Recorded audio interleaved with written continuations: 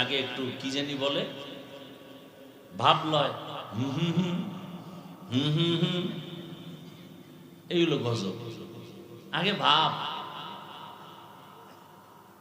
আর সে আগের গজল কত সুন্দর, কত যত্নের পাখি তুমি,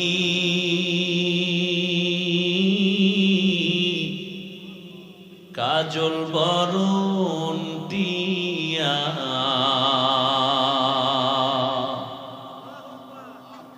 সময় হলে যাইবা চলে, এই দুনিয়ার সব থুইয়া। কার কণ্ঠ?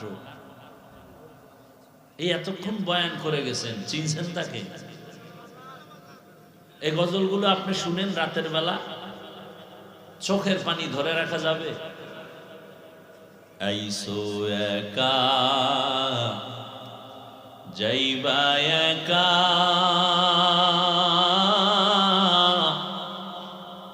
সঙ্গে কেহ যাইবে না, দিন দুই চারি কেন্দ্রে সবে, কেউ তো খবর নিবে না। আছে এগুলো এখন? নাই নাই, এখন সব গানের সুর। আমার ভাই আবুল কালাম আজাদ সাহেবকে দীর্ঘ নেক হায়াত আল্লাহ দান করেন, তার কণ্ঠের মধ্যে আরো মজা বাড়ায় দেন। মাটির পিঞ্জিরা ভাঙ্গিয়া চুরিয়া, একদিন তো যাইবে পাখি সারিয়া সারিয়া। আর এখন পোলাপান কি কর,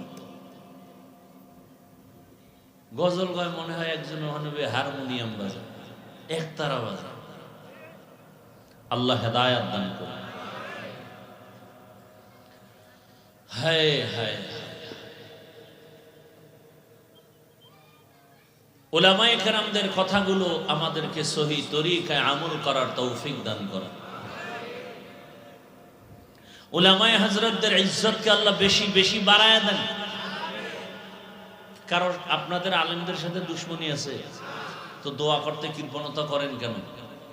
মহব্বতে বলেন আল্লাহুম্মা আমিন। উলামায়ে কেরামের বিরুদ্ধাচরণ যারা করে আল্লাহ ওদের হেদায়াত দান করেন। আমি আপনাদের সামনে আলোচনার নিয়তে কোরআনে হাকিমের